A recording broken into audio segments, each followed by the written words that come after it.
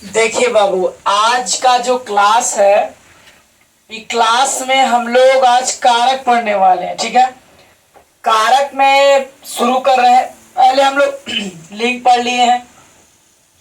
Link के बाद क्या पढ़ेंगे? विशेषण, संज्ञा, सर्वनाम, वर्ण, शब्द, सब चिन्ह सब आपको पढ़ा दिए। ठीक है, आज हम लोग कंप्लीट करेंगे कोची कारक। ठीक है, अब देखिएगा कारक में क्या कहता है कि संज्ञा या सर्वनाम के, देखिए ऐसे क्लास आप बहुत किए होंगे, ऑफलाइन में भी ऑनलाइन में भी करते हैं, लेकिन एक बार पढ़ के देखिए। ठीक है, और आपको समझ में नहीं बल्कि एकदम आपको एकदम लगेगा कि एकदम क्लास में ही पढ़ रहे हैं, ऑफलाइन जैसा एकदम लगेगा आपको ऐसा। तो संज्ञा या सर्वनाम के जिस रूप से क्रिया के साथ संबंध सूचित हो तो उसे कारक कहते हैं। जानते हैं, ऐसे तो ये परिभाषा हो गया रट्टा वाला।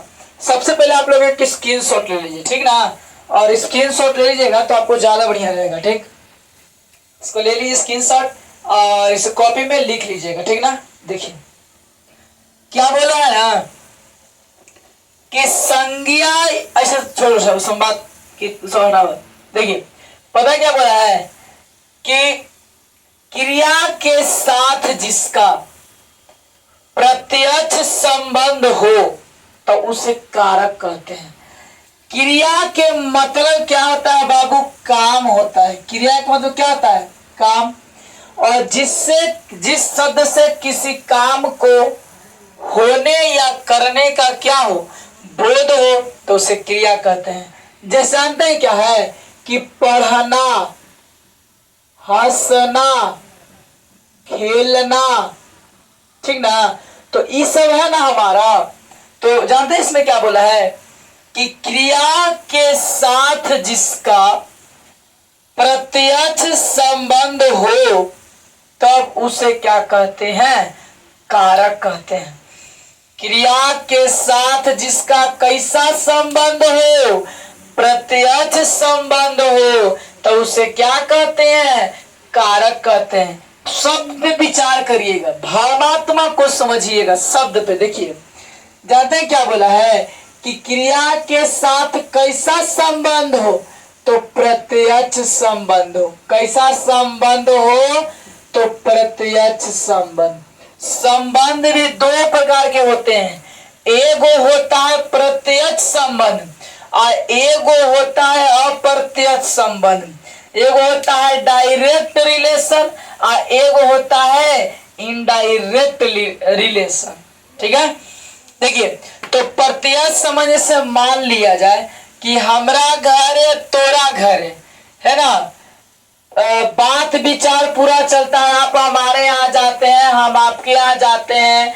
आपके यहाँ कुछ बनता है तो हमारे यहाँ देते हैं, हमारे यहाँ बनता है तो हम कुछ आपके यहाँ पहुंचाते हैं।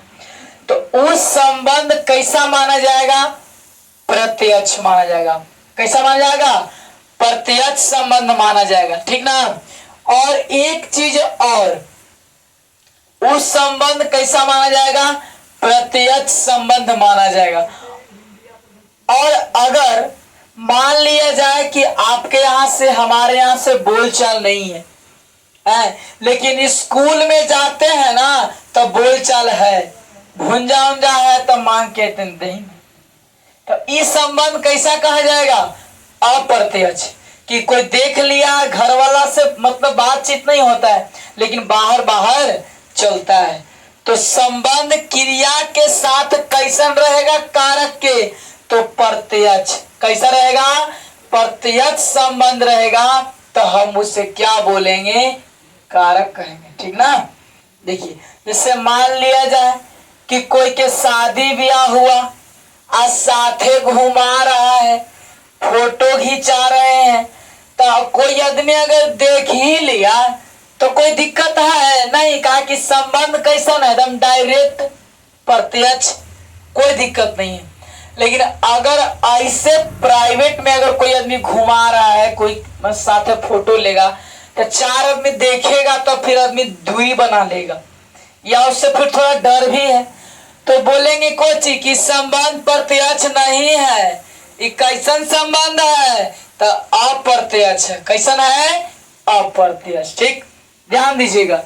बोलता है ना बाबू कि संज्ञा या सर्वनाम के जिस रूप से क्रिया के साथ, संज्ञा या सर्वनाम के जिस रूप से क्रिया के साथ संबंध सूचित हो, कोई भी संज्ञा या सर्वनाम हो और उसे क्रिया के साथ क्या रहे, अगर क्रिया के साथ संबंध दर्शाया जाए तो उसे हम क्या कहते हैं? कारक कहते हैं। और आपको एक ही एग्जाम्पल में पूरा कारक का एग्जाम्पल खत्म हो जाएगा। पूरा कारक के भेद का एग्जाम्पल पढ़िएगा ना, एक ही एग्जाम्पल देते हैं आपको। राम ने रावण को मारने के लिए हनुमान की मदद से लंका में जाकर, है ना, हनुमान की मदद से लंका में जाकर रावण को मारे। ठीक है, एकले में आपको 3-4 कारक एग्जाम्पल देंगे। देखिए, बोला है ना कि राम ने रावण को मारने के लिए हनुमान की मदद से लंका में जाकर रावण को मारे। राम ने, एकरा में नेल है, रावण को एकरा में कोयल है, मारने के लिए तक के लिए हनुमान की मदद से, यानी कि एकरा में सेल है, लंका में जाकर एकरा में आल है, रावण को मारे। तो राम देखिए ना संज्ञा है, रावण क्या है? संज्ञा है। तो देखिए मारना क्या है? क्रिया है ना। हनुमान क्या है? संज्ञा है।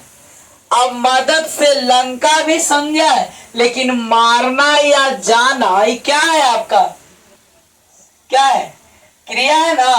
तो बोले कुछ कि संज्ञा या सर्वनाम के जिस रूप से क्रिया के साथ प्रत्यक्ष संबंध हो या क्रिया के साथ संबंध दर्शाया जाए तो उसे हम क्या कहते हैं? तो उसे हम कहते हैं कारक कहते हैं। तो उसे क्या कहते हैं बाबू? कारक कहते हैं।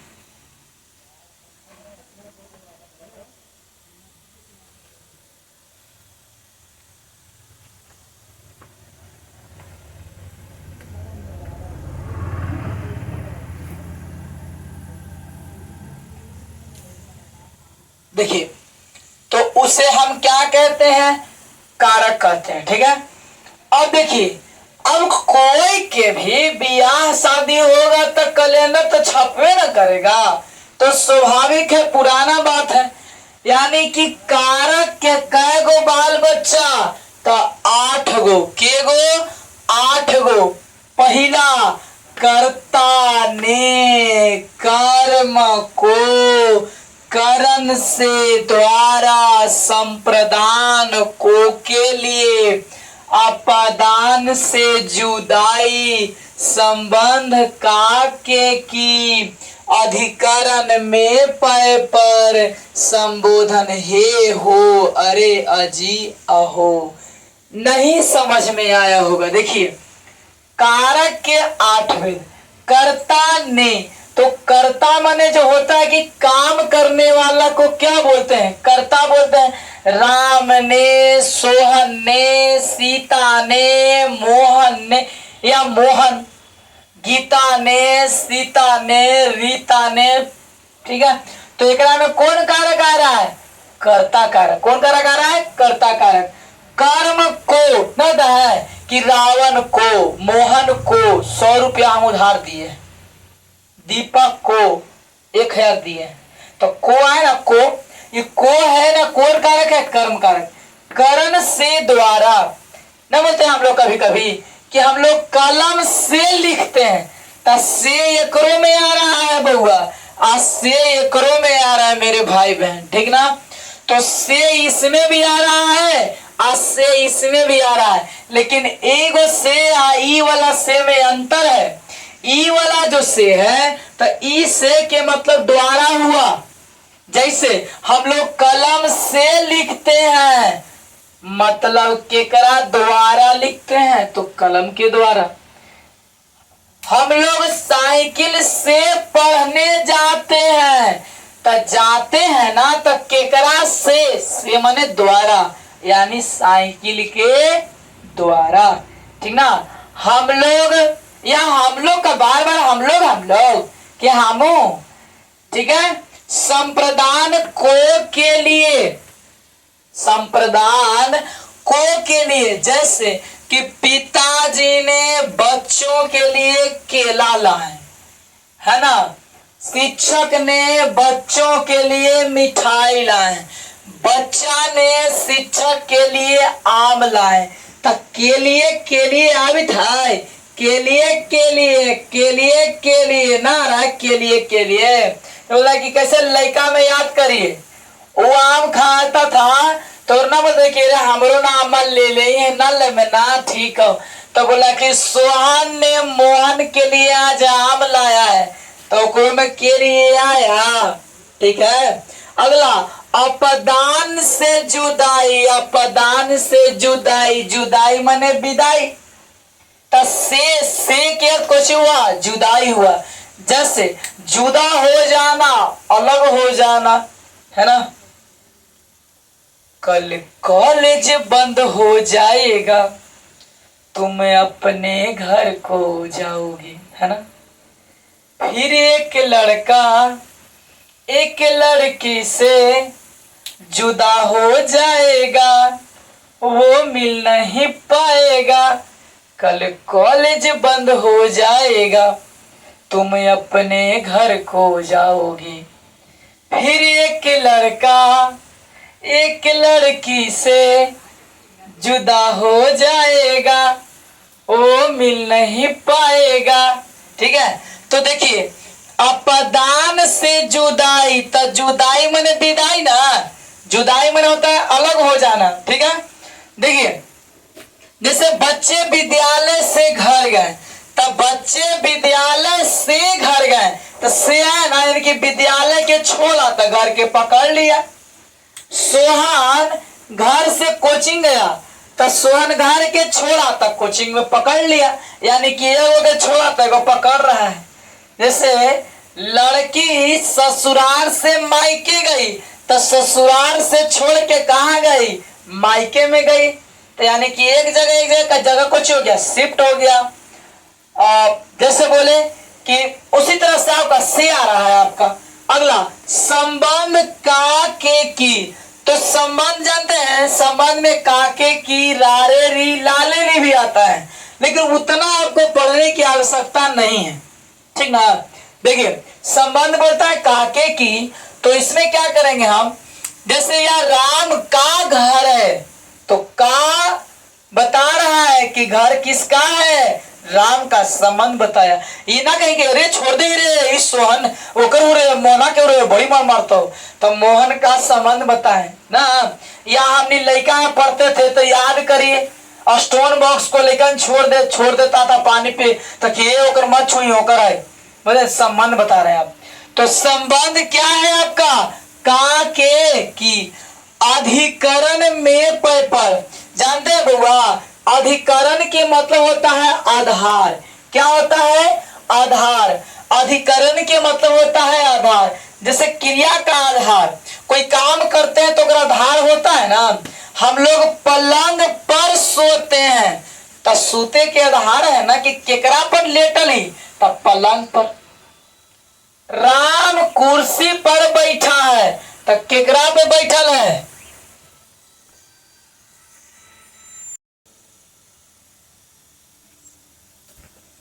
देखिए। अगला नंबर जानते हैं क्या है बउआ, हाँ अधिकरण। तो अधिकरण में पर, जैसे हम बोर्ड पर लिखते हैं, तो आवे थे ना पर, बोर्ड पर नहीं, देखिए घर में घुस गए, निकलने में बाहर पड़ता हो, तो घर में घुस गए, यानी कि कौन कारक है, अधिकरण कारक है। अगला नंबर है आपका संबोधन कारक। कौन कारक है आपका? संबोधन कारक। तो संबोधन के मतलब होता है कि किसी को बुलाना या किसी को पुकारना, किसी को बुलाना या किसी को पुकारना होता है। तो जानते हैं क्या उसमें बोले? हे हो अरे जिया हो, हे हो अरे जिया हो, हे हो अरे जिया हो। तो उसमें ना बोलते हैं संबोधन के मतलब होता है कि कोई के बुलाना या कोई के पुकारना। संबोधन के मतलब होता है कि कोई के बुलाना या कोई के पुकारना होता है। तो संबोधन करेंगे या सुनेंगे कि अब आपके बीच आने वाले हैं मिस या, आते हैं ना उसे, तो संबोधन करते हैं या बोलते हैं कि अब आएंगे, दो कुछ बात गुनगुनाएंगे या दो बात बोलेंगे, अब आपके बीच फलाने बाबू आने वाले हैं, सभा का संबोधन करेंगे। तो संबोधन माने क्या? बुलाना या क्या हो गया? पुकारना होता है। ठीक है, देखिए ना, देखिए है नहीं है, कोई नहीं है और लड़का के मार ले हो है तगरा में हे हो न, अरे करेगा हल्ला बोलते ना से, अरे कहाँ जा रहा है, अरे अभी तू कर ड्रामा मारो मत है ना, बोलते ना से। तो हे हो अरे ना बोले आजी का तू दम का जवा की ऐसे कर जाए जी तू दम ना बोले आजी। तो अहो हे अहो कि अहो कहाँ जाए था जहाना, जब बोलते हैं ना कि कहाँ जाए थे तो बोलते कि हो ले ले है तनिया हमरो ला कुछ हो। तो हे हो अरे अजिया हो जो बोले ना, इस सब के सब कौन कारक में? तो संबोधन कारक में। हे अहे अहे नाही हे अहो है ना, अहो तनी लड़का के देखिया हो, अरे अब अरे अजीब अहो, इस तरह से कारक के बारे में हम लोग जाने। अब हम लोग जानेंगे बुआ बारी बारी से कर्ता कारक क्या है। ठीक है, तो वाक्य में जो शब्द काम करने के अर्थ में आता है, वाक्य में ना कोई वाक्य हम लिखे, जैसे लिखे मैं, तो मैं पटना जाता हूं, देखिए तो कोई वाक्य लिखे ना, तो वाक्य में जो शब्द तुरंत लगे ना कि काम करता है वही हो जाएगा कर्ता कारक, वही करता होगा। अब बोला ना मैं पटना जाता हूं, काम कौन कर रहा है? पटना कि जाना कि हूं कि मैं। अगर हटा दे यहाँ पे मैं के हटा दे तो राम राम यहाँ लिख देंगे कुछ कि हम नहीं, यहाँ तो चेंज करना पड़ेगा ना शब्द। देखिए मैं पटना जाता हूं तो एकरा में कर्ता कौन हुआ आपका? मैं।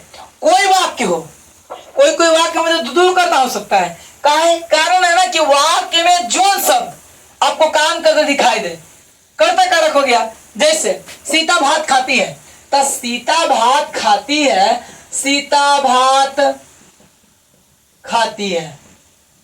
देखिए तो सीता एकरा में भात खाती है, तो सीता की जगह गीता ना कर सका, ये कर सकते हैं, लेकिन सीता को रखे तेगरा में सीता कोची कर रही है, गबर गबर खाए काम कर रही है, काम कर रही है।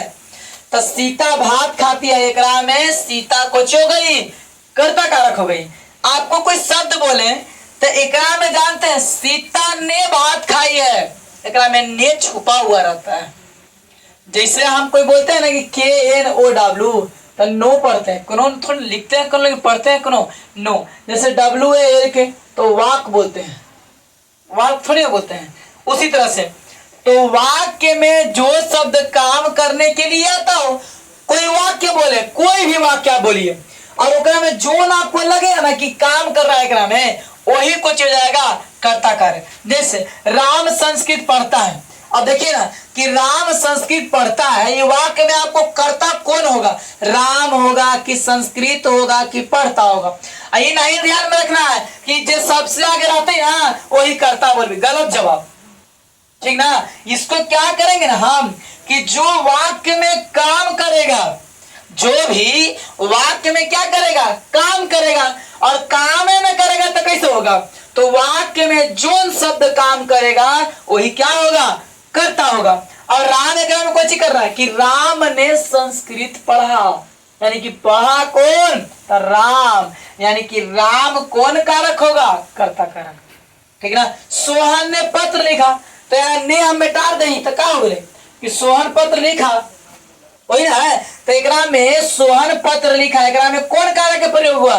तो सोहन कौन कहता होगा? कर्ता कारक। काहे कि सोहन एकरा में कुछ कर रहा है, काम कर रहा है।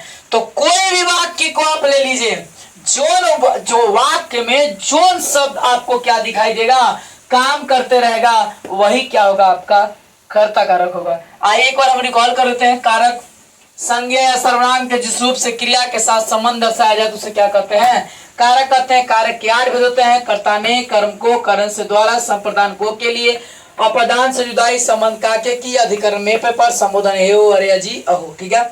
कर्ता कारक कि वाक्य में जो शब्द काम करने के अर्थ में आता हो तो उसे हम लोग क्या कहते हैं? कर्ता कारक कहते हैं। ठीक है। आज के लिए इतना ही। हम लोग अगले वीडियो में कंप्लीट करने वाले हैं कर्म कारक, करण का बाकी जितना आपको 8 जो दिया हुआ है ये पूरा आपको हम करा देंगे। देखिए, इतना पढ़ाने के बाद आप कोई भी क्लास में आप कोई भी वीडियो देख लेते हैं या कोई किताब से सेट मारिए, आपको एक क्वेश्चन छूटने वाला नहीं है। ठीक है। फिर मिलेंगे हम लोग नेक्स्ट क्लास नेक्स्ट वीडियो में।